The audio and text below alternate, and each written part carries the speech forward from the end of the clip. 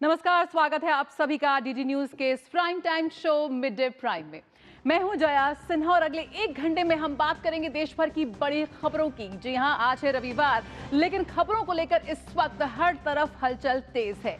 बताएंगे दुनिया भर में कौन कौन सी खबरों पर है सबकी नजर, क्या चल रहा है खेल और अर्थ जगत में। बिहार में इस वक्त सरकार बनाने का जो काउंटडाउन है वो भी तेज हो चुका है, तो वही दिल्ली ब्लास्ट को लेकर हर वक्त नए खुलासे हो रहे हैं। आइए शुरुआत करते हैं इस वक्त की सुर्खियों के साथ।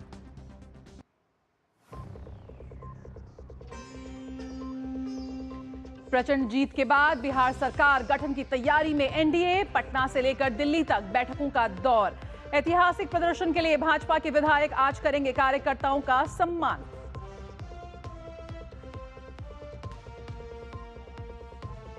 महागठबंधन की करारी हार के बाद लालू परिवार में बढ़ी तकरार। रोहिणी आचार्य ने छोड़ी राजनीति और घर, भावुक पोस्ट कर लगाए अनेक गंभीर आरोप।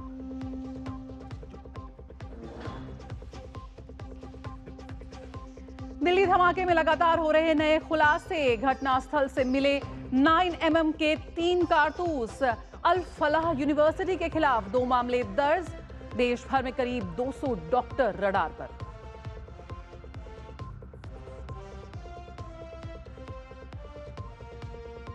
भारत ने COP30 में विकसित देशों को याद दिलाई जिम्मेदारी। कहा, जलवायु वित्त नहीं दे रहे विकसित देश, जलवायु लक्ष्यों को पूरा नहीं कर होने की दी चेतावनी। और कोलकाता टेस्ट की दूसरी पारी में भारत की खराब शुरुआत। दक्षिण अफ्रीका से जीत के लिए मिला 124 रन का लक्ष्य। कप्तान शुभमन गिल अस्पताल में भर्ती, कोलकाता टेस्ट से हुए बाहर।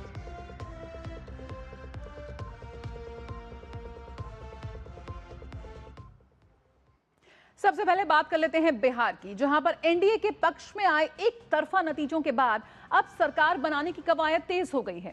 कल रात दिल्ली में जनता दल यूनाइटेड के कार्यकारी अध्यक्ष संजय झा और केंद्रीय मंत्री राजीव रंजन सिंह उर्फ लल्लन सिंह ने केंद्रीय गृह मंत्री अमित शाह से मुलाकात की। संजय झा और लल्लन सिंह से मुलाकात के बाद भाजपा अध्यक्ष जेपी नड्डा भी अमित शाह से मुलाकात करने पहुंचे। बिहार में बीजेपी के प्रभारी धर्मेंद्र प्रधान और सह प्रभारी विनोद तावड़े ने भी गृह मंत्री अमित शाह से मुलाकात की। दिल्ली में हुई इस बैठक को सरकार गठन की चल रही चर्चाओं से जोड़कर देखा जा रहा है। दूसरी तरफ आज बिहार में बीजेपी ने अपने सभी विधायकों को कार्यकर्ता और जनता के सम्मान के लिए कार्यक्रम आयोजित करने के लिए कहा है। इसके बाद एनडीए के सभी विधायकों को पटना हाजिर होने का निर्देश दिया गया है। मौजूदा मुख्यमंत्री नीतीश कुमार ने फिलहाल अपना इस्तीफा औपचारिक तौर पर राज्यपाल को नहीं सौंपा है। सूत्रों के हवाले से खबर है कि अगले सप्ताह का राजनीतिक कैलेंडर तय माना जा रहा है। इसमें जेडीयू, बीजेपी, हम और आरएलएम के विधायक दल की बैठकें होंगी। इनमें नेता चुनने और नए समीकरणों पर चर्चा होगी। इनमें मुख्यमंत्री आवास में एनडीए विधायक दल की संयुक्त बैठक भी होनी है। तो पटना में भी कई दौर की बैठकें हुई हैं और बिहार विधानसभा में एनडीए की जीत के बाद एनडीए के सभी नेता खुशियां मनाते दिख रहे हैं। केंद्रीय मंत्री हरदीप सिंह पुरी ने जीत का जश्न साउथ कोरिया में मनाया। दरअसल केंद्रीय मंत्री हरदीप सिंह पुरी साउथ कोरिया की यात्रा पर हैं। उन्होंने मिठाइयों के साथ एनडीए की बिहार जीत का जश्न मनाते हुए तस्वीरें इंटरनेट पर साझा की हैं। उन्होंने सोशल मीडिया प्लेटफॉर्म एक्स पर पोस्ट कर कहा, कोरिया में करियर और शिक्षा के अवसर तलाश रहे युवा भारतीय पेशेवरों और छात्रों के एक समूह से जुड़कर मुझे बेहद खुशी हुई। उन्होंने प्रधानमंत्री नरेंद्र मोदी जी के नेतृत्व में भारत के विकास और प्रगति में योगदान देने के अपने सपनों और उत्साह के बारे में उत्साहपूर्वक बताया। भारत की युवा ऊर्जा और कोरिया की तकनीकी बढ़त दोनों ही एक साथ मिलकर जीत का रास्ता दिखा सकते हैं। तो बिहार विधानसभा चुनावों में जो जीत मिली है, प्रचंड जीत यहां पर एनडीए को मिली है, उस जीत का जश्न भारत ही नहीं बल्कि दुनिया के कई देशों में देखा जा रहा है। तस्वीरें उसकी झलक पेश करती है, जहां केंद्रीय मंत्री हरदीप सिंह पुरी इस वक्त साउथ कोरिया के दौरे पर हैं। वहां भारतीय युवाओं से उन्होंने मुलाकात की। कैसे आज भारतीय क्षमता, भारतीय प्रतिभा और कोरिया की तकनीक मिलकर एक बहुत ही शानदार उदाहरण पेश कर रहे हैं दोनों ही देशों के मजबूत होते रिश्तों का भी, और वहां पर जश्न मनाया गया। बिहार विधानसभा चुनावों में एनडीए की प्रचंड जीत का। और ये जश्न लगातार जारी है, साथ ही जारी है इस पूरे बिहार सरकार की कवायद बनाने की कवायद भी इस वक्त जारी है। सियासी हलचल लगातार तेज है। किस तरह से तमाम बैठकों का दौर जा रहा है, तमाम नेताओं से मुलाकात हो रही है, क्या स्वरूप होगा बिहार की नई सरकार का, उसको लेकर इस वक्त मंथन चल रहा है। मधुरेश नारायण इस वक्त हमारे साथ पटना से जुड़ गए हैं, आइए सीधे उनका रुख करते हैं। साथ ही विनोद मिश्र भी हमारे साथ जुड़े हुए हैं राजधानी दिल्ली से। सबसे पहले मधुरेश का रुख कर लेते हैं। मधुरेश, जिस तरह से बिहार में इस वक्त बैठकों का दौर जारी है, तमाम दिग्गज नेताओं का बीच मुलाकात हो रही है, क्या कुछ हलचल इस वक्त हम देखने को मिल रही है? साफ तौर पर कह सकते हैं बिहार में सरकार गठन का काउंटडाउन इस वक्त तेज हो चुका है। हाँ बिल्कुल, देखिए सरकार गठन का जो काउंटडाउन है वो परसों प्रचंड जीत के बाद से ही शुरू हो गया था और कल से लेकर के आज तक लगातार जो जितने जीते हुए विधायक हैं वो सीएम नीतीश कुमार के घर पहुंच रहे हैं और इसके साथ ही कई बड़े नेताओं ने भी सीएम नीतीश कुमार से मुलाकात की है। बताया जा रहा है कि आज शाम में सारे विधायकों को कहा गया है कि आज शाम तक वो पटना पहुंच जाएं, इसके बाद वो पटना में रहेंगे। समझा जा रहा है कि कल कैबिनेट की बैठक हो सकती है जिसके बाद विधायक दल का नेता चुना जाएगा और उसके बाद सीएम नीतीश कुमार गवर्नर से मिलने का वक्त ले सकते हैं और उसके बाद वो इस्तीफा और इसके साथ ही सरकार बनाने के लिए का दावा भी पेश कर सकते हैं। तो निश्चित रूप से जो राजनीतिक हलचल है वो पूरी तरीके से सरकार बनाने को लेकर काफी तेजी से चल रही है। दूसरी तरफ बीजेपी के जितने नेता हैं, जो जीते हुए विधायक हैं, वो आज अपने अपने विधानसभा क्षेत्र में कार्यकर्ताओं के साथ मिलन समारोह टाइप का कर रहे हैं। इसके साथ ही जनता का भी जो अभिवादन है वो कर रहे हैं। इसके बाद शाम तक सारे जो जीते हुए विधायक हैं वो पटना पहुंच जाएंगे और जिसके बाद कल की बैठक जो है कैबिनेट की बैठक, विधायक दल की बैठक होगी। उसके बाद बताया जा रहा है कि कैबिनेट की बैठक होगी, उसके में दोनों बैठकें जो है वो कुछ देर के अंतराल पर रखी गई हैं। दूसरी तरफ अगर महागठबंधन की बात करें तो महागठबंधन में भी कल तेजस्वी यादव ने एक समीक्षा बैठक बुलाई है। कल दोपहर 2 बजे उनके आवास पर जो जीते हुए विधायक हैं, जो इस चुनाव में जीते हैं, उनके विधायक वो और जो हारे हुए प्रत्याशी हैं उन सबको बुलाया गया है। दोपहर 2 बजे के बाद राजद जो है वो एक समीक्षा बैठक करेगी जिसमें हार के कारणों का पे मंथन किया जाएगा। जी बिल्कुल मधुरेश, जिस तरह की इस वक्त खबरें सामने आ रही हैं, कहीं ना कहीं जो जश्न है वो मनाया जा रहा है। जिस तरह से लाइन हाजिर होने की बात हुई है कि भैया तमाम जो नेता हैं वो पटना में मिले, कार्यकर्ताओं से भी बातचीत हो रही है, दिल्ली से भी, उसके दिल्ली में भी इस वक्त कुछ ना कुछ बैठकों का दौर जारी है। क्या कुछ लगता है किस तरह की रूपरेखा निकल कर आ रही है और जो सरकार के गठन को लेकर विभिन्न नामों पर चर्चा हो रही है उस पर भी मोहर लगती कब तक नजर आएगी? देखिए चर्चाएं तो बहुत सारी चल रही हैं, लेकिन कहीं ना कहीं मुख्यमंत्री नीतीश कुमार ही बनने वाले हैं, ऐसा जदयू की तरफ से लगातार दावा किया जा रहा है। और जो कौन सा मंत्रालय किसको दिया जाएगा इसको लेकर के हलचल काफी तेज हो गई है। हालांकि जो अंदर खाने खबर चल रही है वो ये कि मंत्रालय में कोई बहुत ज्यादा बदलाव अभी करने की उम्मीद नहीं है। जो मंत्रालय जिस विधायक या जिस मंत्री के पास पहले था, बताया जा रहा है कि लगभग वो मंत्रालय उन्हीं के पास में रहेगा। कोई विशेष बदलाव होने जाने वाला नहीं है। लेकिन जहां तक बात करें तो ललन सिंह और संजय झा ने भी अमित शाह से और धर्मेंद्र प्रधान से मुलाकात की है। दूसरी तरफ जो बीजेपी के बड़े नेता हैं वो भी लगातार जदयू और बाकी जो गठबंधन के पांचों दल हैं उनके टच में है। कल चिराग पासवान भी नीतीश कुमार से मिलने पहुंचे थे और जिसके बाद एक कयास लगाया जा रहा था कि चिराग पासवान जो है वो उप मुख्यमंत्री सकते हैं कि अपने किसी विधायक को वो उप मुख्यमंत्री बनाए। लेकिन हालांकि जब ये सवाल चिराग पासवान से पूछा गया कि क्या आप उप मुख्यमंत्री पद का करने वाले हैं, तो उन्होंने साफ कहा कि अभी फिलहाल जो गठबंधन का धर्म है हम वो निभाएंगे और पिछले चुनाव के मुकाबले इस चुनाव में जो बेहतर स्ट्राइक रेट हुआ है तो गठबंधन की तरफ से जो कुछ भी दिया जाएगा वो हमें स्वीकार होगा। तो कहीं ना कहीं जैसा हमने देखा था कि सीट बंटवारे के पहले एनडीए इंटैक्ट दिख रही थी, एनडीए में सब कुछ पीसफुल दिख रहा था, एनडीए में सब कुछ मैनेज दिख रहा था। इस बड़ी जीत के उत्साह के बाद में भी एनडीए में सब कुछ पीसफुल दिख रहा है और जो डिसीजन है वो एक शीर्ष नेतृत्व बैठ करके लेता हुआ दिख रहा है। बिल्कुल। तो यहाँ पर जो पक्ष है वो वहाँ पर सरकार गठन की तैयारियां तेज चल रही हैं, लेकिन अगर चलते चलते जानना चाहें कि विपक्ष को लेकर जिस तरह के इस वक्त फायरवर्क सामने आ रहे हैं, जिस तरह से वहाँ पर पहले जिस तरह की रस्साकशी चल रही थी, एक बार फिर वही आरोप प्रत्यारोप का दौर शुरुआत हो गई है। क्या कुछ वहाँ पर अपनी हार का मंथन हो रहा है?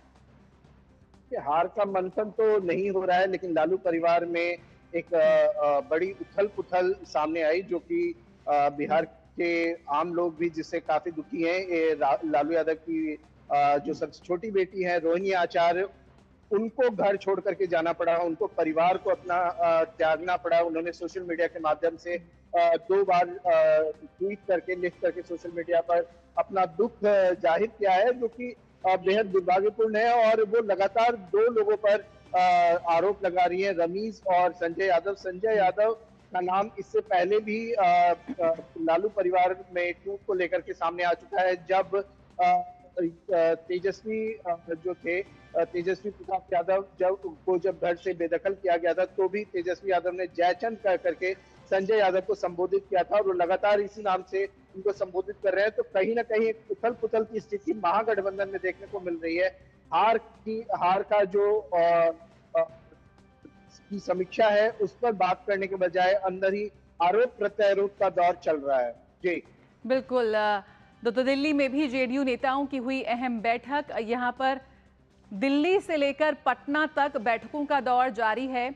इतनी प्रचंड जीत के बाद जश्न जहां पर मनाया जा रहा है, वहीं सरकार गठन को लेकर इस वक्त हलचल भी तेज है, क्योंकि जिस तरह का घोषणाएं हुई थी, जो वादे हुई थी, यहां पर सरकार की तरफ से साफ तौर पर कहना है कि डबल इंजन की जो सरकार के चलते जिस तरह की विकास परियोजनाओं की बात हुई थी, जिस तरह की सरकार ने जो अपने संकल्प पत्र में संकल्प लिए थे, उन्हें जमीन पर उतारना है। अगले 5 वर्षों का साफ तौर पर एक रोड मैप यहाँ पर तैयार होता नजर आ रहा है। मधुरेश हमारे साथ जुड़े हुए हैं। मधुरेश, यहाँ पर पटना में जिस तरह से आपने कहा कि जिस तरह का समन्वय तमाम सहयोगी दलों के बीच चुनाव से पहले देखा जा रहा था, उसी तरह का समन्वय इस बार भी अभी भी देखा जा रहा है। यकीनन विपक्ष के लिए एक बहुत बड़ा उदाहरण तो पेश करते ही हैं। साफ तौर पर इस वक्त हमारे साथ विनोद मिश्र भी जुड़ चुके हैं। आइए विनोद मिश्र का रुख कर लेते हैं। विनोद जी, जिस तरह की सरकार गठन को लेकर कवायद इस वक्त तेज हो रही है, हम देख रहे हैं पटना में कई दौर बैठकों के बाद राजधानी दिल्ली में भी यहाँ पर बैठकों का दौर जारी है। गृह मंत्री अमित शाह से भी यहाँ पर मुलाकात हुई जेडीयू नेता की। इस वक्त अगर हम बात करें, जो तस्वीर कुछ धुंधली सी सामने आ रही है सरकार की लेकर, उसको लेकर क्या कुछ अपडेट अभी इस वक्त आपको मिल रहा है? देखिए, सबसे बड़ा अपडेट तो यही है, इतना बम्पर इलेक्शन जीतने के बाद एनडीए गठबंधन का, कि फिर से नीतीश कुमार। तो ये फिर से नीतीश कुमार पे कोई कंफ्यूजन नहीं है, और ये फिर से नीतीश कुमार ही 10वें बार के चीफ मिनिस्टर बनने जा रहे हैं। लेकिन बिहार की जो सबसे बड़ी खबर है अभी आज की और अभी की, वो बड़ी खबर रोहिणी आचार्य की है, वो बड़ी खबर लालू यादव परिवार की है, वो बड़ी खबर राबड़ी देवी परिवार की है, कि एक बेटी, जो आप ये सोचिए कि पूरे पॉलिटिकल एस्टेब्लिशमेंट के उस नैरेटिव को किस तरह से तोड़ दिया है। एक बेटी जो किस तरह से, बिल्कुल जिस तरह का रोहिणी आचार्य का जो अभी सोशल मीडिया बिल्कुल जो आया है, उस पर हम अभी अपने दर्शकों को और बताएंगे, उस पर बकायदा इस खबर को थोड़ा अच्छा सा ट्रीट करेंगे विनोद जी। लेकिन पहले से थोड़ा ये बताइए कि किस तरह से जो सरकार गठन को लेकर हलचल है, और जो सहयोगी दलों का जो सहयोगी दलों के साथ पूरा एनडीए गठबंधन के बीच जो बहुत ही मजबूत जोड़ दिख रहा था, और उसको भी लेकर उम्मीद है कि भाई सरकार में इस बार और भी रिप्रेजेंटेशन अच्छा होगा। पासवान जी से लगातार मीडिया वाले सवाल पूछ रहे हैं, उसको लेकर क्या कुछ अपडेट है? देखिए, सबसे इंपॉर्टेंट चीज है कि इस बार ये इलेक्शन में हम लोगों ने देखा, और इस बार हमने काउंटिंग डे भी देखा, कि जिस तरह से ये एनडीए का गठबंधन ने जिस एक सिंक होकर चुनाव लड़ा था, उसमें मुझे नहीं लगता कि किसी बात को लेके कोई कंफ्यूजन है। ये बात आप हम लोग अच्छी तरह से बिहार के लोग जानते हैं कि पूरा चुनाव जो लड़ा गया था पीएम मोदी और नीतीश कुमार के चेहरे पे लड़ा गया था। और जब ये चेहरे पे लड़ा गया था, तो जाहिर सी बात है कि आपको ये क्रेडिट तो इन दोनों एक शख्सियत को देना पड़ेगा, जो प्राइम मिनिस्टर मोदी का एक लगातार अपना बिहार के लोगों के साथ में और बिहार का जो एक संपर्क रहा है, वो एक बहुत बड़ा इंपॉर्टेंट फैक्टर रहा है। उसके साथ नीतीश कुमार की जो अपनी एक पर्सनैलिटी है, उसके एक सुशासन का जो अपने नीतीश कुमार की छवि है, शायद वो इससे बड़ा एक एनडीए गठबंधन के लिए भी एक बड़ा एसेट का काम किया है। तो जाहिर सी बात है कि सरकार में ऐसा कोई कंफ्यूजन की पहली बात तो इससे पहले भी हमने देखा है कि बीजेपी 2020 में भी सबसे बड़ी लार्जेस्ट पार्टी थी एनडीए गठबंधन में, फिर भी नीतीश कुमार को मौका मिला था चीफ मिनिस्टर बनने का। इस बार भी बीजेपी सबसे बड़ी पार्टी है एमंग ऑल, आरजेडी से भी बड़ी पार्टी है और बीजेपी सबसे बड़ी पार्टी होने के बाद भी नीतीश कुमार के नेतृत्व में ही चुनाव लड़ी है, तो जाहिर सी बात है नीतीश कुमार को ही मुख्यमंत्री पद के लिए कोई भी कंफ्यूजन की बात नहीं है। रही बात कि मंत्रिमंडल का क्या विस्तार होगा और मंत्रिमंडल के किस तरह का गठन होगा, ये इस बात में भी हमें इसलिए कोई कंफ्यूजन नहीं लग रहा है क्योंकि ये बात जिस तरह से 2020 में हमने देखा था कि बीजेपी के और जेडीयू के ये सारे और हम के इन लोगों ने मंत्रिमंडल में जिस तरह से अपने पोर्टफोलियो से लेके विस्तार से लेके 5 साल का बीच में कुछ दिनों के लिए गैप रहा, बाकी आराम से चलाया, कोई कंफ्यूजन नहीं हुआ। तो मुझे नहीं लगता है कि इस पार्टी में एनडीए में कोई खींचतान या किसी डिप्टी चीफ मिनिस्टर या चीफ मिनिस्टर के लिए कोई भी ये मीडिया की अपनी खबर हो सकती है। मीडिया की खबर ये हो सकती है कि चिराग पासवान को एक तरह से वो पिन करने की कोशिश कर रहे हैं कि चिराग पासवान की एक आइडेंटिटी है, पिछली बार वो अलग से नीतीश कुमार के खिलाफ में चुनाव लड़े थे, तो हो सकता है इस बार की कोई उनकी मांग हो। लेकिन चिराग पासवान को आपने देखा कि बहुत तरीके से उन्होंने इस बात को क्लियर किया कि नीति अभी एनडीए में किसी भी तरह के डिप्टी चीफ मिनिस्टर की किसी बात नहीं है। तो अगर वो खुद एक बड़े नेता इस बात को कह रहे हैं तो मीडिया में इस बात की चर्चा कितनी बात करना एक तरह से बेईमानी है। गठन की बात जहां रहे तो वो बात आप लोगों के सामने में है कि सारे कम से कम ये प्राइम मिनिस्टर मोदी ने अपने लास्ट के भाषण में वो एक तरह से सिवान में ये बात को उन्होंने जिक्र किया था कि बिहार के लोगों ने जिस तरीके से अपना एक जोश दिखाया है एनडीए की सरकार की वापसी के लिए, जिस तरह से ये अपना जज्बा दिखाया है, तो अगर ये सरकार का गठन होगा तो उस शपथ ग्रहण में वो जरूर पहुंचेंगे। तो जाहिर सी बात है कि इंतजार रहेगा बिहार के लोगों को कि प्राइम मिनिस्टर मोदी कब पहुंचते हैं। ये इतना सा ये इसमें मुझे आपको लगता है कि जो भी बात है कि प्राइम मिनिस्टर मोदी खुद पहुंच रहे हैं तो बीजेपी शासित मुख्यमंत्री भी वहां पहुंचेंगे, इस तरह के कई चीजें अभी वो शपथ ग्रहण की तैयारी की खबर ही इंपॉर्टेंट होगी। ये तो एक फॉर्मेलिटी है कि अभी आज नीतीश कुमार जब सारे लोग उनके विधायक और उनके मंत्री जो मिल रहे हैं, हो सकता है कि थोड़ी देर के बाद ये कैबिनेट मीटिंग हो और उसके बाद जो नीतीश कुमार फिर राजभवन जाए, सरकार बनाने का दावा पेश करें, उसके बाद सरकार गठन की प्रक्रिया के लिए भी मुझे लगता है कि आज शाम से आपको ये खबर मिलनी शुरू होगी कि सरकार के गठन की प्रक्रिया किस तरह से शुरू होगी। सरकार की गठन की प्रक्रिया में एक बैठक सीएम के साथ में सभी मंत्रियों के होने के बाद शायद मुझे लगता है कि शाम तक ये हम लोगों को ये खबर की कुछ कोई लीड मिलेगा कि नीतीश कुमार राजभवन जा रहे हैं और अगली सरकार के गठन के लिए दावा पेश कर रहे हैं। उसके बाद ये प्रक्रिया शुरू होती है। मुझे नहीं लगता है कि इतने स्टेबल गवर्नमेंट में और इतने जनता का जो ये जनादेश है, इतना बम्पर जीतने के बाद कोई कंफ्यूजन है कोई मंत्री को लेके या डिप्टी चीफ मिनिस्टर को लेके, ऐसा कुछ नहीं है। बिहार में जो ये स्लोगन पिछले 20 साल से हम लोग सुनते रहे हैं कि फिर से नीतीश कुमार, तो ये फिर से बिहार ने ये जनादेश फिर से नीतीश कुमार बिल्कुल। तो जिस तरह से ऐतिहासिक ये विधानसभा चुनाव हुआ है, उतना ही ऐतिहासिक इसका शपथ ग्रहण समारोह होगा, ऐसा विनोद मिश्रा जी कह रहे हैं। बहुत बहुत शुक्रिया, आप दोनों हमारे साथ बने रहिए। लौटेंगे एक छोटे से ब्रेक के बाद, लेकिन फिलहाल इस खबर के लिए, जानकारी के लिए जुड़ने के लिए बहुत बहुत शुक्रिया। तो यहाँ पर मिड डे प्राइम में फिलहाल रुकेंगे एक छोटे से ब्रेक के लिए और फिलहाल बिहार चुनावों को लेकर हर पल जो डेवलपमेंट हो रहा है वो हम आपसे साझा करते रहेंगे। क्या आपको है आकर्षक बचत विकल्पों की तलाश? LIC प्रस्तुत करता है नवजीवन श्री सिंगल प्रीमियम प्लान। एक मुश्त प्रीमियम राशि जमा करें, जीवन बीमा कवर का आनंद उठाएं, परिपक्वता पर गारंटीकृत निश्चित राशि प्राप्त करें, तरलता विकल्प भी उपलब्ध। अभी खरीदें। मौजूदा पॉलिसी धारकों के लिए आकर्षक छूट, नियम और शर्तें लागू। अरे द्रविड़ जी, आपको गैराज छोड़ दो, आइए। काश आप जैसा गेम चेंजर हमारे पास भी होता है ना। खेती का गेम चेंजर जय किसान नवरत्ना नैनो शक्ति, नैनो DAP। इसके हर ड्रॉप में है करोड़ों नैनो पार्टिकल्स की शक्ति। नैनो पार्टिकल्स के कारण पत्तियां इन्हें दोनों साइड से अब्सॉर्ब करें बिना वेस्टेज और उपज खूब बढ़ाएं। जय किसान नवरत्ना नैनो शक्ति, नैनो DAP, विज्ञान का वरदान, हर फसल की शान। 25 लाख का हॉस्पिटल बिल है, इतने पैसे कहाँ से आएंगे? पैसों की चिंता आप मत कीजिए पापा। मैम, सर का हेल्थ इंश्योरेंस क्लेम अप्रूव हो गया है। आप पॉलिसी बाजार हेल्थ इंश्योरेंस क्लेम में हमेशा आपके साथ। पॉलिसी बाजार, 1 करोड़ का हेल्थ इंश्योरेंस सिर्फ 550 रुपए महीने से शुरू। ब्रेक के बाद स्वागत है और अब आते हैं उस खबर पर जो इस वक्त छाई हुई है सोशल मीडिया पे। बिहार में विधानसभा नतीजों के बाद लालू परिवार की अंतर्कलह सुर्खियों में है। कल रोहिणी आचार्य के परिवार और पार्टी को त्यागने की घोषणा के बाद आज उन्होंने एक्स पर बहुत ही भावुक पोस्ट लिखी।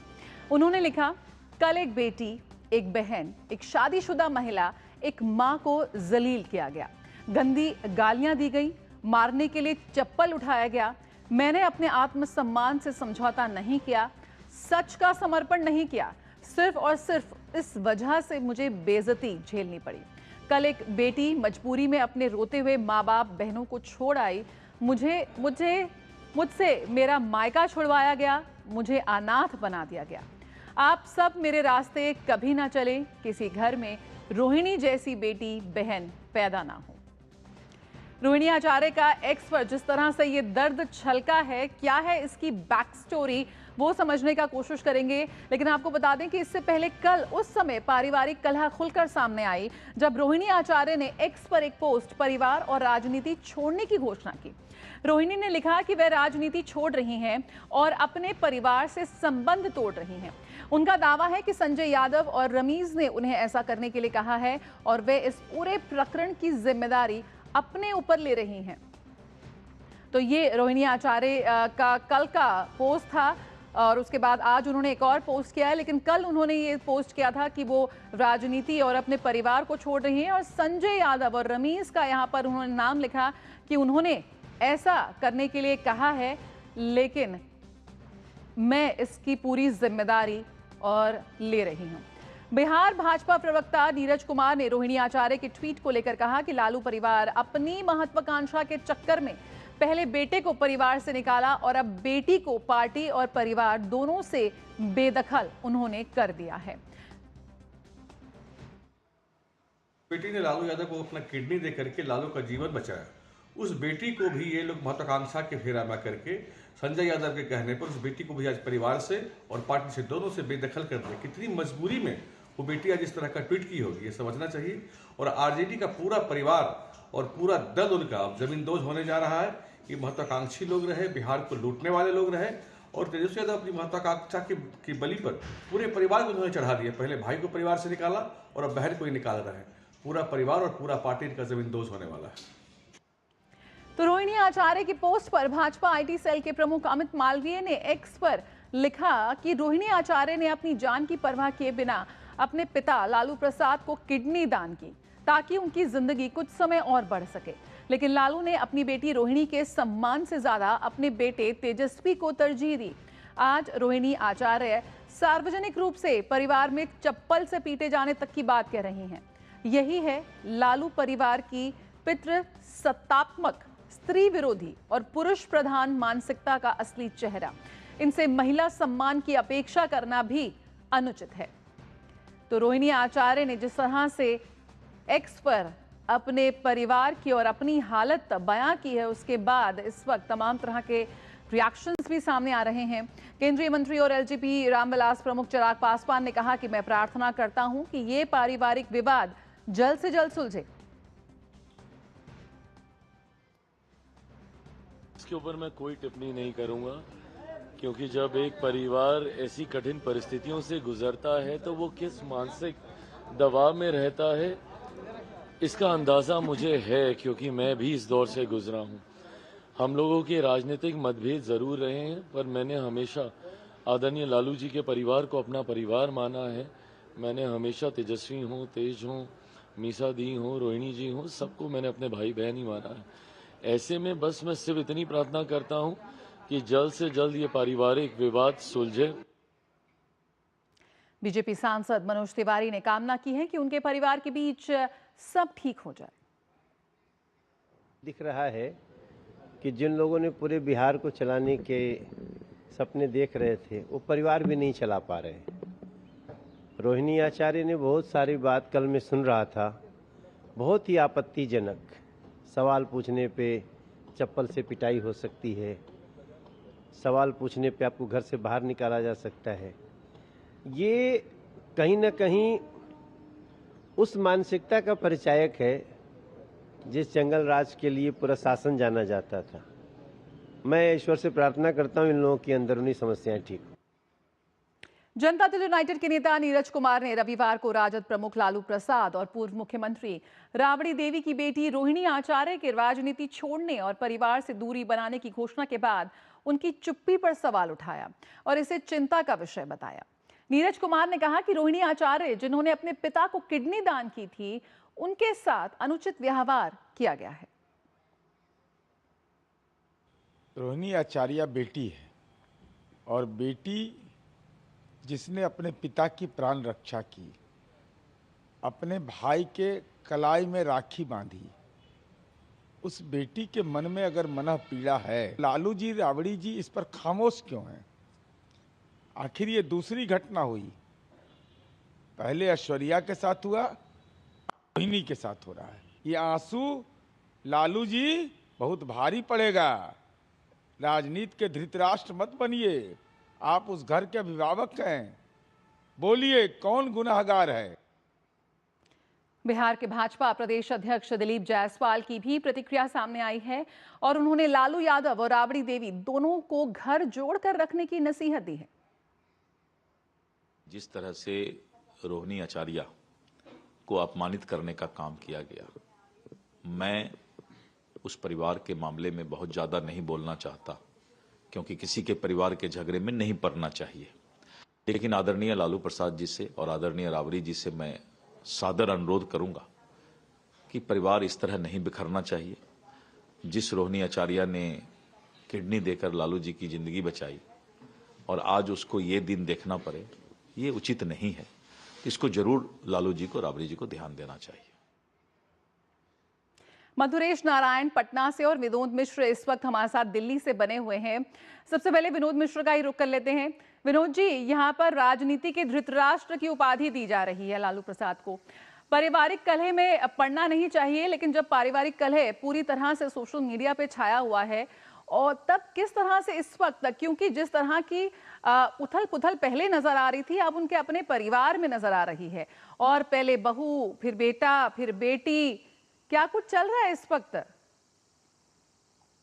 जया, अभी थोड़ी दिन पहले, एक हफ्ता पहले शशि थरूर ने एक आर्टिकल लिखा था, Indian politics are the family business. काफी हंगामा हुआ था, याद होगा आपको। जी जी जी। तो ये इंडियन पॉलिटिक्स जो फैमिली बिजनेस है, उस बात को तब तो गांधी परिवार ने इसे अपने पड़ में ले लिया और काफी इस पे क्रिटिसाइज भी हुआ था। लेकिन जब आज नीरज कुमार की बात आप कह रहे थे कि कैसे उनको लालू यादव को धृतराष्ट्र कहा है, तो आपको समझना पड़ेगा कि ये धृतराष्ट्र वाकई में किस तरह से उनके सामने में, और एक बेटी की जिस तरह परिवार में और राबड़ी देवी जी के आवास पे, मुख्यमंत्री आवास, पूर्व मुख्यमंत्री के आवास पे उनके साथ जो किया गया, वो खुद इस बात को बता रही है, कोई आई विटनेस नहीं है। एक बेटी अपनी उस दर्द को बयां कर रही है, तो हम आपको ये पीड़ा समझ में आएगी। ये पीड़ा इसलिए कि आप कह सकते हैं कि वो मेंटोर तो आप नहीं कह सकते हैं लालू राबड़ी के बाद, लेकिन रोहिणी आचार्य लालू परिवार को जितना हम लोग जानते हैं, एक प्रमुख आप कह सकते हैं कि वो किरदार में रही है। हर पॉलिटिकल फैसले में रोहिणी आचार्य का काफी इंपॉर्टेंट रोल रहा। पिछली बार जब हम लोगों ने देखा था कि नीतीश कुमार और लालू यादव एक साथ में आए थे, उस समय में भी रोहिणी आचार्य को नीतीश कुमार को लाने और नीतीश के उस पॉलिटिक्स को समझने में सबसे बड़ी भूमिका थी। तो आज जो ये दूध में आप कहते हैं मक्खी की तरह उठे, इसको उठा के फेंक दिया गया है, ये बात हम समझना पड़ेगा कि इस पॉलिटिकल बिजनेस में अपने परिवार के ही लोग, अपने सगे संबंधी ही किस तरह से बेकार हो जाते हैं एक दौर के बाद। तो ये करारी हार थी, ये बात तो हमें समझ में आई है, लेकिन इसका मंथन होना चाहिए, इसका इंट्रोस्पेक्शन होना चाहिए। लेकिन अब ये संजय यादव और का जो तेजस्वी यादव को, तेज प्रताप को घर से बाहर किया गया था, उस समय से तेज प्रताप बार बार कह रहे थे कि हमारे घर में जो सबसे बड़ा जो झगड़े का कारण है वो संजय यादव है, और तब शायद उस पर किसी ने ध्यान नहीं दिया था। तेज प्रताप आज भी अगर आप देखेंगे तो संजय यादव का ही नाम लेते हैं और हर बात में कहते हैं कि इस परिवार में जो भी डिस्प्यूट है उसके लिए संजय यादव रिस्पॉन्सिबल है। अब संजय यादव का और तेजस्वी का क्या आंकड़ा है, क्या अंडरस्टैंडिंग है, तो वो दोनों जाने। लेकिन रोहिणी आचार्य ने सीधे सीधे टिकट बेचने का आरोप लगाया है। रोहिणी आचार्य ने इस बात को कहा है कि सीधे ये टिकट बेचने के कारण इस परिवार का और इस राष्ट्रीय जनता दल की दुर्गति हुई है। तो ये बड़े बड़े आरोप हैं और उसके लिए रोहिणी आचार्य ने कहा कि जो लोग चाणक्य बनते थे उन चाणक्य को इसकी जिम्मेदारी लेनी होगी। बिल्कुल लेनी इसी होगी। बात को लेके अगर उस पे चप्पल फेंका गया, उनको तिरस्कृत किया गया, उनको जलील किया गया, तो मुझे लगता है कि ये भारतीय इतिहास में जो फैमिली बिजनेस बना है परिवारवादी पार्टी का, वो एक तरह से एक्सपोज हुई है। जया, मैं लेकिन दूसरी बात कहना चाहूंगा। मधुरेश से भी पूछ लेते हैं कि इस वक्त जो जिस तरह की प्रतिक्रिया सामने आ रही है, मधुरेश पटना में है। मधुरेश, जो कुनबा, जो परिवार एक समय में उनकी ताकत था, उनकी विरासत का हिस्सा था, आज वो विरासत जिस तरह से बिखरती हुई नजर आ रही है, साफ तौर पर दिख रहा है। यहाँ पर विपक्ष की तरफ से समर्थन के स्वर उठ रहे हैं कि जो हुआ गलत हुआ, हमारा उनसे सहानुभूति है, परिवार को बोलना चाहिए, आपस में विवाद को सुलझाना चाहिए। लेकिन ऐसे में परिवार क्यों शांत है? किसी तरह की कोई प्रतिक्रिया सामने आई है? देखिए, अभी तक तो किसी तरह की कोई प्रतिक्रिया लालू यादव, राबड़ी देवी या तेजस्वी यादव की तरफ से नहीं दी गई है।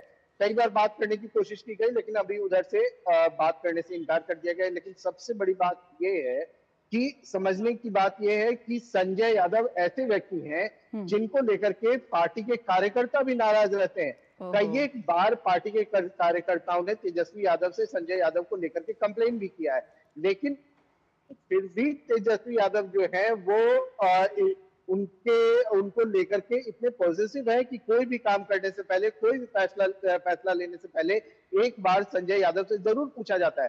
तेज प्रताप यादव को जब घर से निकाला गया था तो तेज प्रताप यादव ने साफ तौर पर यह कहा था कि घर में जो जयचंद है वो घर की बड़ी फूट का कारण है। और ऐसी ही स्थिति जो आज रोहिणी के साथ में बनी है, ऐसी स्थिति तेज प्रताप यादव के साथ में भी बनी थी और बड़ा बवाल हुआ था। हालांकि तेज प्रताप यादव ने फिर अपनी एक अलग पार्टी बनाई और चुनाव लड़े, जीते या हारे एक अलग बात है। लेकिन बड़ी बात यह है कि बिना किसी स्टार प्रचारक के महुआ जैसे सीट से 32,000 वोट लेकर के आना भी तेज प्रताप यादव के लिए कोई सहज बात नहीं है। उन्होंने मेरी समझ में उनकी ये एक अचीवमेंट है, जिस तरीके से तेज प्रताप यादव ने कैंपेन किया और सब कुछ चीजों को संभाला। लेकिन अब बड़ा सवाल ये है कि ऐश्वर्या राय के बाद में अब रोहिणी आचार्य के साथ में ऐसी हरकत की जा रही है, घर से निकाला जा रहा है, बेदखल किया जा रहा है। अपने आप में लालू परिवार को अब मंथन करने की जरूरत है, क्योंकि कुछ भी हो, लालू परिवार सत्ता में रहे या ना रहे, लेकिन कम से कम बिहार में लालू प्रसाद यादव एक लंबे वक्त तक मुख्यमंत्री रहे। उनकी पत्नी राबड़ी देवी मुख्यमंत्री रही, बेटा तेजस्वी यादव उप मुख्यमंत्री रहे। ऐसे में पूरा बिहार जो है वो उनके परिवार की तरफ देख रहा है कि उनके परिवार में क्या हो रहा है।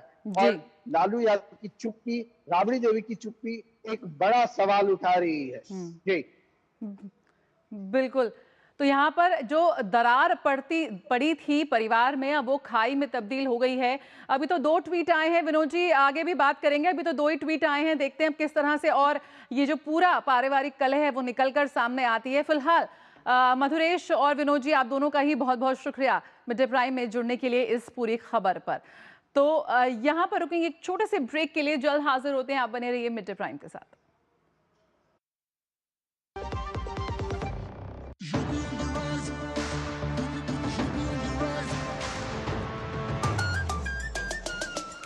UP on the rise, सुन ले आसमां, डबल इंजन का ये मिशन महान। 2047 तक हम न रुकेंगे, 6 ट्रिलियन का ड्रीम पूरा करेंगे। मथुरा की गलियों में गूंजे है राधा, अयोध्या में दूर हुई मंदिर की बाधा, काशी प्रयागराज की गोल्डन चमक, यूपी सरकार की गूंजे धमक। सड़कों पर फर्राटा फिक्रलेस बिल्कुल बिंदास, एक्सप्रेस वे पर साइंस आए पूरा विश्वास। विकसित यूपी की बढ़ गई प्यास, 2047 का ये विजन बहुत खास। माफिया का दी एंड, फियर गॉन, योगी राज में लॉ एंड ऑर्डर हुआ स्ट्रॉन्ग। बेखौफ घूमे जनता, गुंडों पर मार, नया यूपी तोड़ रहा पुरानी दीवार।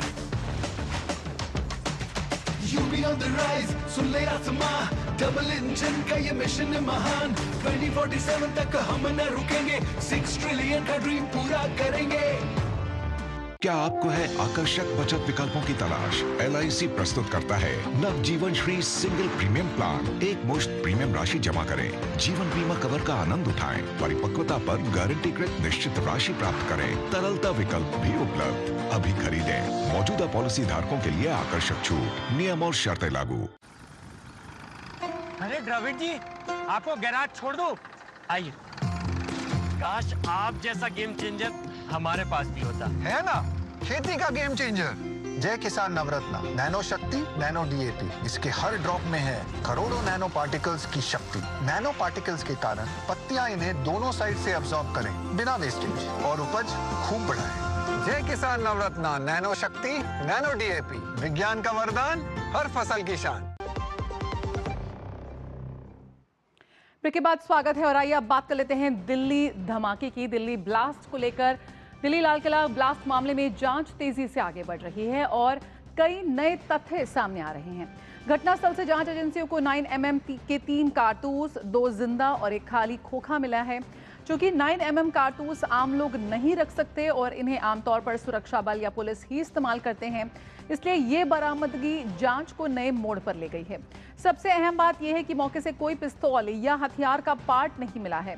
पुलिस अब ये पता लगाने की कोशिश कर रही है कि ये कारतूस वहां कैसे पहुंचे और क्या ये विस्फोट के बाद I-20 कार से गिरे थे। साथ ही ये भी जांच हो रही है कि क्या ये कारतूस आतंकी उम्र के थे या ये पुलिस या अन्य एजेंसियों के किसी कर्मी का हथियार संबंधित मामला हो सकता है। केंद्रीय जांच एजेंसियां इस मॉड्यूल के फंडिंग पैटर्न की भी पड़ताल कर रही हैं और हवाला या अवैध मनी चैनल की भूमिका से इनकार नहीं किया गया है।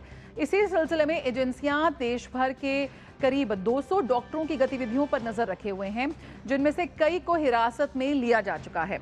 उधर दिल्ली पुलिस ने विस्फोट मामले में हरियाणा के अल फलाह यूनिवर्सिटी के 2 डॉक्टरों सहित 3 लोगों को हिरासत में लिया है।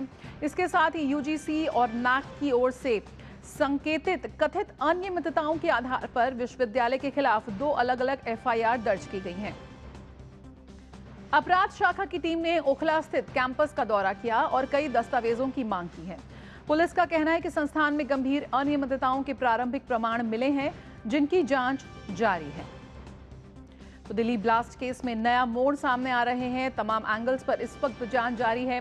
दिल्ली मेट्रो के लाल किला स्टेशन के सभी गेट अब यात्रियों के लिए खोल दिए गए हैं। कल गेट नंबर 2 और 3 को संचालन के लिए बहाल किया गया था। सुरक्षा जांच पूरी होने के बाद डीएमआरसी ने स्टेशन की सभी एंट्री और एग्जिट को फिर से खोलने की अनुमति दी है। दरअसल 10 नवंबर को लाल किले के पास एक कार में धमाका हुआ था, जिसके बाद एहतियातन पूरा स्टेशन को बंद कर दिया गया था। घटना के बाद दिल्ली पुलिस, स्पेशल सेल और अन्य एजेंसियों ने स्टेशन और आसपास के क्षेत्र की कई स्तरों पर जांच की है। सुरक्षा मूल्यांकन और क्लियरेंस मिलने के बाद डीएमआरसी ने सभी एंट्री और एग्जिट गेट खोलने का यहां पर फैसला किया है। तो राहत यहां पर मिली है राहगीरों को, पैसेंजर्स को, कि दिल्ली मेट्रो स्टेशन के, दिल्ली लाल किला मेट्रो स्टेशन के सभी गेट फिलहाल खोल दिए गए हैं। और नीरज सिंह इस वक्त हमारे साथ जुड़ रहे हैं और जानकारी के साथ। नीरज, यहाँ पर दिल्ली धमाके की अगर हम बात करें तो जांच का दायरा साफ तौर पर बढ़ता नजर आ रहा है। जो नए एंगल यहाँ पर जांच हो रही है उसको लेकर क्या कुछ अपडेट्स मिला है यहाँ पर? सबसे पहले अगर हम जाने ये अल फलाह यूनिवर्सिटी को लेकर, तो वहां से अभी और गिरफ्तारियां भी हुई हैं। देखिए, बिल्कुल अल फलाह यूनिवर्सिटी की अगर हम बात करें तो तमाम जो जांच एजेंसियां हैं उन्होंने एक तरीके से डेरा डाला हुआ है वहां पर। चाहे हम एनआईए की बात करें, दिल्ली पुलिस की बात करें, जम्मू कश्मीर पुलिस की बात करें, हरियाणा पुलिस की बात करें, और बहुत बारीकी से पूरी यूनिवर्सिटी की जांच की जा रही है। यूनिवर्सिटी कितने एरिया में फैली है इसके लिए भी जो पैमाइश है वो चल रही है। इसके अलावा लैब में कौन कौन लोग जाते थे, किन किन लोगों की एंट्री थी, और हमको भी पता है कि कई जो डॉक्टर हैं वो सीधे सीधे यूनिवर्सिटी से जुड़े हुए हैं। जम्मू कश्मीर की एक बड़ी छात्रों की संख्या जो अल फलाह यूनिवर्सिटी है, मेडिकल की जो पढ़ाई है वो करते थे। डॉक्टर्स भी 40-50% के आसपास जम्मू कश्मीर के रहने वाले थे। तो एक कह सकते हैं कि एक बड़ा जो जांच का जो दायरा है वो फैल चुका है। हरियाणा से ये शुरू हुआ, दिल्ली और इसके अलावा आप देखें जम्मू कश्मीर तक, पहलगांव तक ये पहुंचा है। और दूसरा, ये एक नया तरह का टेररिज्म है, क्योंकि आप देखें कि व्हाइट कॉलर टेररिज्म है और कहीं ना कहीं ये एक बड़ी चुनौती भी है, क्योंकि इससे पहले आप देखें कि आतंकवाद को हम हमेशा ये सोचते थे कि जो गरीब लोग हैं या बेरोजगार लोग हैं वो आतंकवाद से जुड़ते हैं, लेकिन ये जो व्हाइट कॉलर आतंकवाद है ये अपने आप में कई तरह की चुनौतियां भी पेश कर रहा है। हालांकि इससे पहले भी हम देखें कि चाहे अलकायदा की बात करें, एक इंजीनियर था अलकायदा का प्रमुख ओसामा बिन लादेन, वो भी उच्च शिक्षा प्राप्त था। डेनियल पर्क की हत्या करने वाला भी लंदन इकोनॉमिक्स में जो स्कूल है उसमें उसने पढ़ाई करी थी। तो अब भारत के अंदर हमने देखा था केरल में कि जो शिक्षा का जो स्तर है वो काफी ज्यादा है, और वहां पे भी बड़ी संख्या में ISI से जुड़े हुए जो स्लीपर सेल हैं वो सक्रिय हैं। तो ये एक तरह की चुनौती है। दूसरा, आप देखें कि हमारी जो जांच एजेंसियां वो लगातार इसमें काम कर रही हैं। देश भर के अलग अलग हिस्सों में जो छापेमारी की कार्रवाई है जया, वो भी चल रही है। कई सारी गिरफ्तारियां होनी भी बाकी है, कई लोगों को हिरासत में लेके जो पूछताछ है वो भी चल रही है। और ये जो विजुअल हम लोगों ने दिखाए भी है कि किस तरीके से वहां पर कारतूस 9mm का जो बरामद हुआ घटना है। स्थल है उसका भी जो वो फोरेंसिक जांच चल रहा है, जिस तरह से इस पूरा व्हाइट कॉलर टेरर मॉड्यूल की आपने बात की, इनका जो फंडिंग पैटर्न है इस पर भी इसको भी तोड़ने में इस वक्त हमारी जांच एजेंसियां लगी हुई हैं। देखिए, बिल्कुल तोड़ने में लगी है और कई स्तर पर जय ये काम हो रहा है। आप देखें कि NIA इनके जो नेटवर्क है उसको ध्वस्त करने में लगा हुआ है। इसके अलावा ED किस तरीके से जो हवाला का काम है, पैसे की फंडिंग है, उसको तोड़ने में लगा हुआ है। और इसके साथ साथ ही जो हमारी जो टेक्निकल एक तरीके से जो टीमें हैं वो इनके खासतौर से डार्क वेब जैसी जो साइट है वहां पर इनको खोजने का जो काम है वो चल रही है। इसमें जय एक चौंकाने वाली बात निकलकर सामने आई कि ये तमाम जो आतंकवादी एक दूसरे से जुड़े हुए थे, एक ही जो ईमेल है उसका इस्तेमाल करते थे। अब आप सोचेंगे कि एक ईमेल से कैसे कम्युनिकेशन हो सकता है। आप सपोज करिए कि मेरा एक ईमेल है और जया मैं आप तक अगर मैसेज पहुंचाना चाहता हूं तो उसी ईमेल का जो पासवर्ड है वो मैं आपको दे दूंगा, और मैं अपने ईमेल में जाता हूं और ड्राफ्ट में कोई चीज टाइप करता हूं और उसके बाद लॉग आउट कर देता हूं। आप ईमेल खोलती हैं क्योंकि आपके पास ईमेल भी है और पासवर्ड भी है, और ड्राफ्ट आप पढ़ती हैं और ड्राफ्ट को इरेज कर देती है। तो ये भी एक तरह की कह सकते हैं कि एक नई चुनौती सामने आई है तकनीक रूप से, क्योंकि इसमें ना तो ईमेल एक जगह से दूसरी जगह जा रहा है और ना ही आप किसी को ईमेल कर रहे हैं और उसके बाद भी आप कम्युनिकेशन को एक दूसरे तक पहुंचा दे रहे हैं। तो इस तरीके कई सारे ग्रुप हैं वो बने हुए थे और इसी तरह के ईमेल का जो इस्तेमाल है वो कर रहे थे। तो ये तमाम बड़े पैमाने पर पूरे देश भर में इस तरह की जांच चल रही है, चाहे हम दिल्ली की बात करें, इसके अलावा गुरुग्राम की बात करें, हरियाणा के अलग अलग हिस्सों की बात करें, नूह मेवात की बात करें, जम्मू कश्मीर श्रीनगर में अलग अलग जो जगह है वहां की बात करें। स्पेशल सेल NIA लगातार सर्च कर रही है। कलकत्ता भी NIA की टीम पहुंची है, वहां पर भी कुछ लोगों को हिरासत में लिया है। तो एक बड़े पैमाने पर हम कहें कि व्हाइट कॉलर ये टेररिज्म का जो रूप है वो देखने को मिला है और इसको ध्वस्त करने के लिए हमारी जांच एजेंसियां लगातार काम कर रही हैं।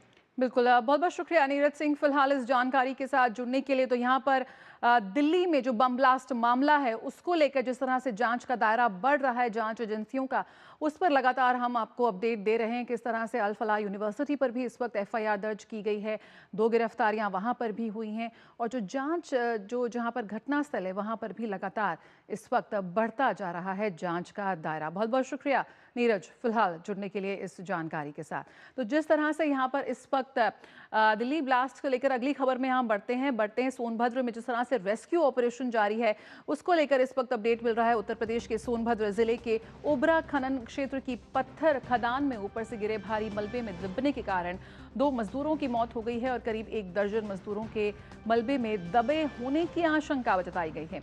जिलाधिकारी और पुलिस अधीक्षक ने मौके पर पहुंचकर घटना की जानकारी ली।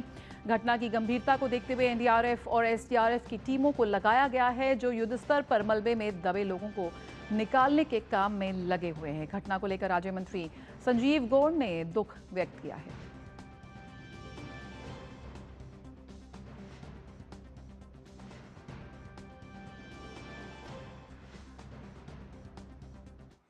सारा काम ठप है, लेकिन अब किसके लापरवाही से किसके कहने पर यह काम शुरू किया गया और इतना बड़ा जो घटना हो गया, तो अब जांच का विषय है। बताया जा रहा है कि 12 लोग को बताया जा रहा है। अब तो जब मलबा हटाया जाएगा तो मौके पर क्या है अब सच्चाई सामने आएगा। और मौके पर मौजूद जिलाधिकारी BN सिंह ने बताया कि घटना के कारणों की जांच की जा रही है, लेकिन फिलहाल पहली प्राथमिकता फंसे हुए लोगों का रेस्क्यू है।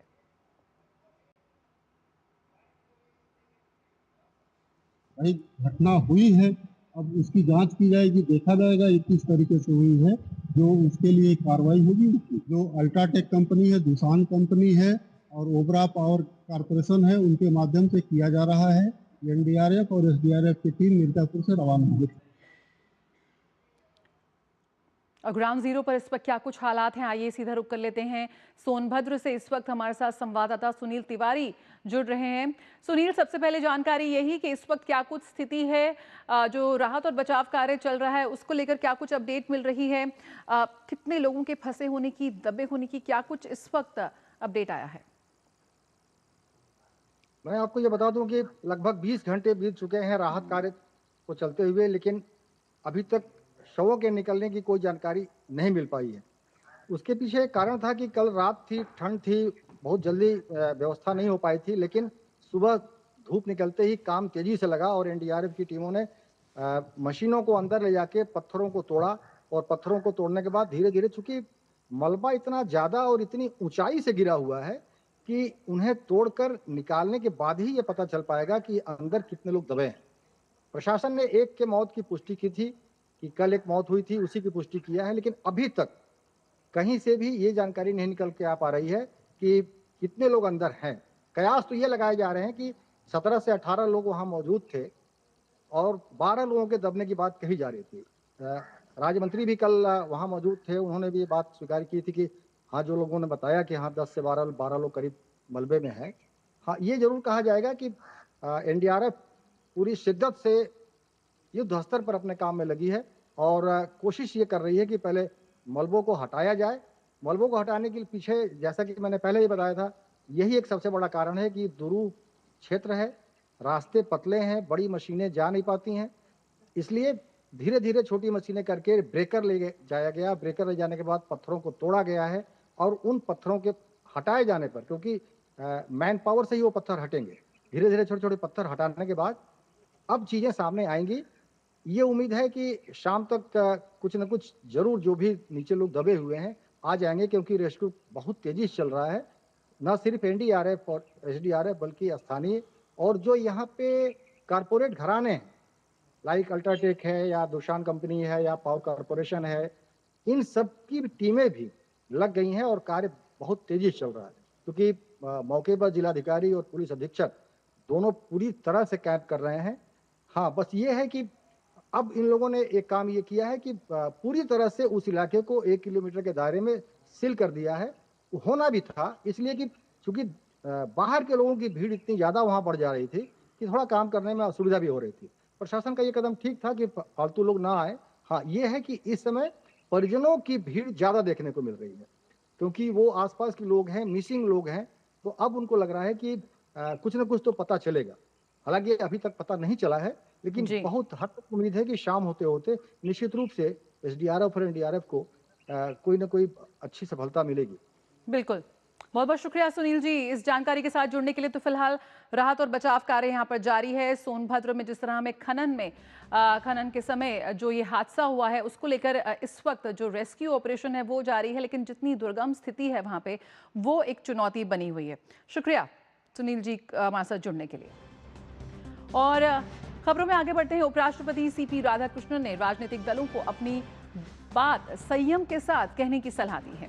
उन्होंने मतदाता पुनरीक्षण, एसआईआर और बिहार चुनाव के बाद विपक्षी दलों की ओर से आ रहे बयानों पर पत्रकारों के सवाल का जवाब देते हुए कहा कि लोकतंत्र में सबको अपनी बात रखने का अधिकार है, लेकिन अपनी बातों को रखते वक्त संयम अवश्य बरतना चाहिए। I am totally out of party politics. Those who are in public, they should always control their emotions. That is very important, because people will always throw stones. Which tree is giving lot of fruits? So we should have that patience in public life.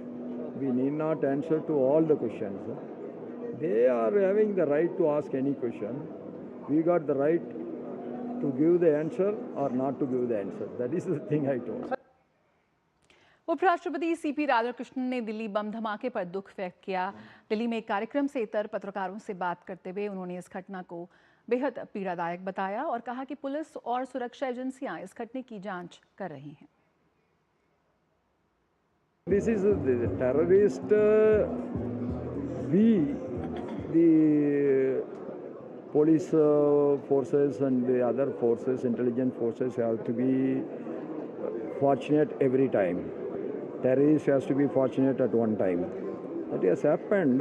It is very painful, but that makes a big alert among all the agencies. They will do their best and they will curtail it in the future. TMC सांसद कल्याण बैनर्जी के आरोपों को पश्चिम बंगाल के राज्यपाल CV आनंद बोस ने बेबुनियाद बताया है। उन्होंने सांसदों, सिविल सोसाइटी के सदस्यों और पत्रकारों को राजभवन आने और जांच करने का निमंत्रण दिया। Allegations made by the Honorable MP are highly inflammatory, explosive, and highly irresponsible. Rajbhavan for public scrutiny. Today from 5 a.m. onwards, civil society representatives and the media have been visiting Rajbhavan to see whether there is any stock of arms and ammunition here, as falsely alleged by the Honorable MP. If arms and ammunition are stored here, it means the Calcutta police, which is guarding the Rajbhavan, is not doing their duty. Or, more sinister, they are conniving somebody who can smuggling arms and ammunition to a constitutional institution like the Rajbhavan. This is something very, very serious. Today the media have come, they are still coming in, public are coming to see whether there is arms and ammunition here. The legal implications of this hate speech is being examined and action will be taken to ensure that the dignity of the office of governor and the Rajbhavan are protected. दरअसल TMC सांसद कल्याण बैनर्जी ने पश्चिम बंगाल के राज्यपाल पर गंभीर आरोप लगाए। कल्याण बैनर्जी ने राज्यपाल सीवी आनंद बोस पर राजभवन में हथियार और गोला बारूद बांटने का आरोप लगाया है। রাজ্যপালকে আগে বলুন যে রাজ্যপালের ভবনে যেন বিজেপির সমস্ত ক্রিমিনালদের যেন রাজভবনে না রাখে। ওই রাজভবনে বসে ক্রিমিনালদের রাখছেন আর সবাইকে একটা করে বন্দুক দিচ্ছেন আর বোমা দিচ্ছেন, মেরে এসো তৃণমূলের লোকেদের। আপনি আগে সব এটা বন্ধ করুন। আপনার মতো অপদার্থ রাজ্যপাল যতদিন থাকবে, বিজেপির চাকর বাকর রাজ্যপাল যতদিন থাকবে, ততদিন ভালো জিনিস পশ্চিমবাংলায় কখনো দেখতে পাবে। इससे पहले कोलकाता स्थित राजभवन ने भी उनके आरोपों का जवाब दिया था, जिसमें कहा गया कि आरोप लगाने वाले खुद राजभवन आए और देखें कि गोला बारूद कहां है और यदि गोला बारूद नहीं मिलता है तो माफी मांगे। साथ ही ये भी कहा गया कि माफी ना मांगने की स्थिति में मुकदमा झेलने को भी तैयार रहें। और खबर पंजाब से। पंजाब के जिला फिरोजपुर में बुधवारा इलाके में शनिवार शाम को आरएसएस कार्यकर्ता बलदेव के बेटे नवीन अरोड़ा की गोली मारकर हत्या कर दी गई। बताया जा रहा है कि दो अज्ञात हमलावरों ने घर लौट रहे 40 वर्षीय नवीन को गोली मार दी। गंभीर रूप से घायल नवीन की मौके पर ही मौत हो गई। घटना के बाद से परिजनों और इलाके के लोगों में गहरा रोष है। तो आरएसएस कार्यकर्ता के बेटे की फिरोजपुर में दिन दहाड़े हत्या। पंजाब के फिरोजपुर में यह घटना सामने आई है। पुलिस सीसीटीवी फुटेज की भी जांच कर रही है। बेहद दुखद यह हादसा, जहां पर पंजाब के फिरोजपुर में दिन दहाड़े गोली मारकर आरएसएस कार्यकर्ता के बेटे की हत्या कर दी गई। घर लौटते ही उन पर हमला हुआ और मौके पर ही उनकी मौत हो गई।